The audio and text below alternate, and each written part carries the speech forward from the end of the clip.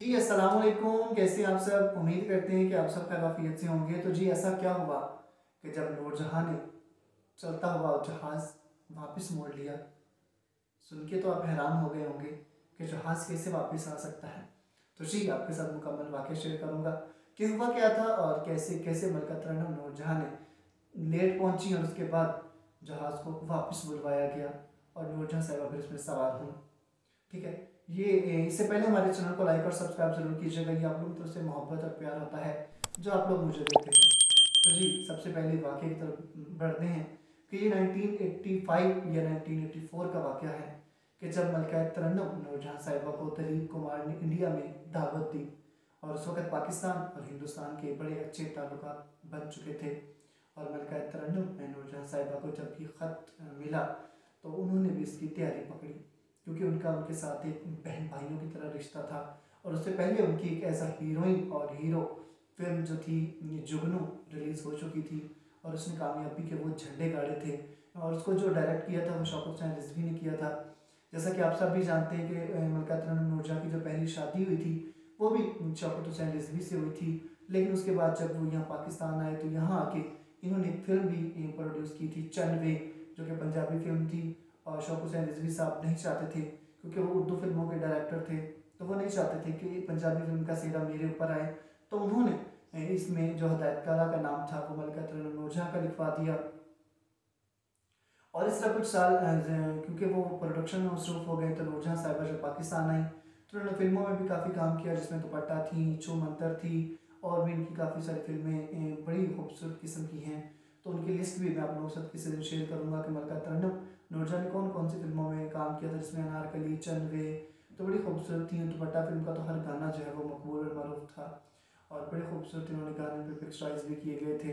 तो जब इनकी राहें जुदा हो गई शौकत हुसैन रिजवी साहब के साथ मलका तरन्नुम नूरजहां की, और उसके बाद मलका तरन्नुम नूरजहां साहिबा तो उन्होंने खैर शादी बहुत बाद में की इरशाद रानी साहब के साथ। लेकिन शौकत हुसैन रिजवी ने एक यास्मीन के साथ शादी की जो कि एक अदाकारा थी, यास्मीन शौकत, बाद में उनका नाम पड़ा। और उसके बाद ऐसा हुआ कि जब मलका तरन्नुम नूरजहां को इंडिया की तरफ से खत आता है दिलीप कुमार साहब, क्योंकि जो दिलीप कुमार साहब को अरूज मिला वो फिल्म जुगनू से मिला और उसकी जो हीरोइन थी वो मलका तरन्नुम नूरजहां साहिबा थी और उसको प्रोड्यूस करने वाले शौकत हुसैन रिजवी थे। तो इसीलिए उनके दिल में एक मोहब्बत भी थी।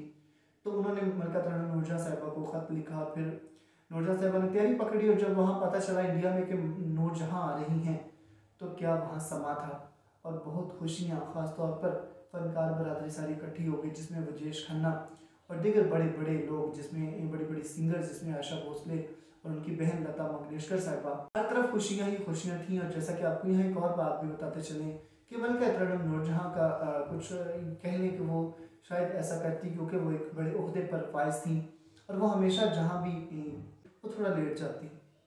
अब आप कहेंगे कि ये बात मैंने कैसे की? ये मलिक हीरा साहब ने अपने यूट्यूब चैनल पे ये बात बताई कि मलका तरन्नुम नूरजहां साहिबा जो थी वो अगर 5 बजे का टाइम देती तो वो 7 बजे वहाँ जाकर पहुँचती। तो हुआ ऐसा कि जब मलका तरन्नुम नूरजहां ने तैयारी पकड़ी और उन्होंने लाहौर एयरपोर्ट से जाना था तो फिर उनकी बेटी जो जुले हुमा थी वो भी साथ थी और उनका बेटा अकबर रिजवी जो थे वो भी उनके साथ थे, जो कि खुद भी कैमरामैन थे और बड़े अच्छे कैमरामैन रहे हैं। और जब एयरपोर्ट पे पहुंची तो वहाँ पता चला कि 10 मिनट पहले जो जहाज़ है वो उड़ चुका है, क्योंकि लाहौर से दिल्ली तक की जो फ़्लाइट है वो तकरीबन आधे घंटे की है। उन्होंने कहा जी, नूरजहां को उन्होंने बताया कि मैडम जहाज़ तो उड़ चुका है। तो मैडम ने कहा एमी जहाज़ उड़ गए, क्योंकि वो गुस्सा आ गया और गुस्से में फट पंजाबी पे आ जाती थी। कहती दियो तो अपने भाईजान को फोन, मैं गल करा जहाज़ को वापस बुलाओ। कहती मैडम जी तेरा दिमाग पागल तो नहीं हो गया? बोला जहाज़ किमें वापस आ सकता है, सवारियां नहीं, जहाज़ उड़ चुके हैं, वो तो दिल्ली भी पहुंचने वाला है। तो इज्जत पाकिस्तान में मिली है वो कहीं भी नहीं मिली, लेकिन जो उनको इंडिया में इज्जत मिली थी ना वो भी आप लोग यकीन करें कि काबिल इज्जत है। कभी आप लोगों की नज़र से वो वीडियो गुजरे तो आप ज़रूर देखिएगा। तो हम लोग बात कर रहे थे कि मलका तरन्नुम नूरजहां ने जब ऐसे बात की, क्योंकि फिल्म इंडस्ट्री में मलका तरन्नुम नूरजहां औरतों में थी और मर्दों में यूसुफ खान साहब थे और जिनका तोती बोलता था और उनके आगे बड़े से बड़ा प्रोड्यूसर, एक्टर, डायरेक्टर, प्रोड्यूसर कोई भी है बात भी नहीं करता था। इस तरह के लोग भी गुजरे हैं। तो मलका तरन्नुम नूरजहां ने जब वहाँ सेंटर में बात की कंट्रोलर रूम में, तो उन्होंने कहा मैडम जी जहाज़ नहीं वापस आ सकता। फिर ऐसा हुआ कि जहाज़ में अनाउंसमेंट की गई कि मलका तरन्नुम नूरजहां साहिबा रह गई हैं, अगर किसी को एतराज़ होता है क्या हम उनको वापस लेने चले जाएं? तो सब खड़े हो गए और सब ने कहा जी जी बिल्कुल आप मैडम को लेके आए। तो वह तरामिन खड़े हो गए, सब ने यही कहा कि मलका तरन्नुम नूरजहां साहिबा को वापस लाना चाहिए, जाके लेके आए। तो इंडिया में भी वहाँ बात की गई कि ऐसे ऐसे मलका तरन्नुम नूरजहां जो वो रह गई हैं, तो हम उनको जन्म जाके ले आते हैं। ज़ाहिर उधर भी तैयारियां मुकम्मल थी, उन्होंने जहाँ से मैडम ने उतरना था वहाँ से लेकर जहाँ तक मैडम की गाड़ी थी वहाँ तक उन्होंने सुर्ख कालीन बिछा दिया था, बिल्कुल नया कालीन उन्होंने बिछाया हुआ था। बड़ी तैयारियां थी, बड़े लोग खुश थे और बड़ी कॉन्फ्रेंस वहाँ पे की गई थी। तो जो है ना वो फिर वापस आया और लोगों की फ़्लाइट्स जो थी वो लेट हुई और सारा शेड्यूल चेंज करना पड़ा, ठीक है। और फिर जहाज़ दोबारा रनवे पे आया, फिर उन्होंने मैडम नूरजहां को उसमें लिया और उस बार मैडम नूरजहां साहिबा वहाँ गई। तकरीबन जिन लोगों ने वापसी आना था तो 4-4 घंटे लोगों ने वेट किया, लेकिन किसी ने बात तक न की। सब लोगों ने बस यही कहा कि मैडम आ गई हैं और कुछ भी नहीं है। और ये काबिल फ़ख्र बात होती थी कि मैडम हमारे साथ सफ़र कर रही हैं या हमारे जहाज़ में मैडम नूरजहां बैठी हुई हैं, क्योंकि उस वक्त तो उनका अरोज का पीच का टाइम था। और मैडम नूरजहां वाहिद है जिन्होंने मरते दम तक अरोज देखा है और आज तक वो अरोज में है, उनको लोग जानते हैं, उनका लोग जिक्र करते हैं। तो जब मलका तरन्नुम नूरजहां इंडिया पहुंचती हैं और वहाँ उनका इस्तकबाल किया जाता है कि एक तरफ मर्दों की लाइनें हैं, एक तरफ औरतों की लाइनें हैं और बड़े बड़े शहर के अमीर और बड़े बड़े लोग वहाँ पर मौजूद हैं और फूलों की पत्तियाँ निछावर कर रहे हैं, कोई इधर से पत्तियाँ कोई इधर से। और मलका तरन्नुम नूरजहां साहिबा खुद आके बताती हैं पाकिस्तान में कि मैंने इतने फूल कहीं भी नहीं देखे जितने उन्होंने वहाँ मुझ पर बरसाए थे। ये होती है फनकार की इज्जत, ये होता है फनकार को इज्जत देना। क्योंकि पाकिस्तान फिल्म इंडस्ट्री के ये दो बड़े गुलकार थे, एक मलका तरन्नुम नूरजहां साहिबा और एक मेहदी हसन साहब, जिनको इंडिया में बहुत ज़्यादा इज्जत दी गई। मेहदी हसन साहब ने कुछ एक बात की थी एक लाइन में इंडिया के एक सिंगर के हवाले से, तो इस वजह से उन्होंने दोबारा मेहदी हसन को कभी भी मदऊ नहीं किया। लेकिन मलका तरन्नुम नूरजहां साहिबा जब वहाँ पे गई और वो इज्जत इनको मिली, उन्होंने दिलीप कुमार साहब का से गले लगाया और गले लगाने के बाद फिर उन्होंने कहा कि आप मुझे गाना सुनाएं। तो वहाँ मलका तरन्नुम नूरजहां ने गाना भी सुनाया और जो उन्होंने गाना सुनाया था ना, बड़ा खूबसूरत किस्म का वो गीत था।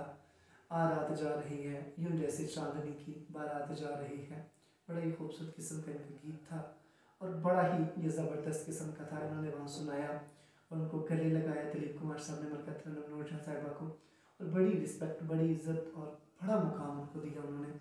और उसके बाद मलका तरन्नुम नूरजहां साहिबा वापस आई, बहुत सारा प्यार लेकर, बहुत सारी मोहब्बतें चाहतें लेकर।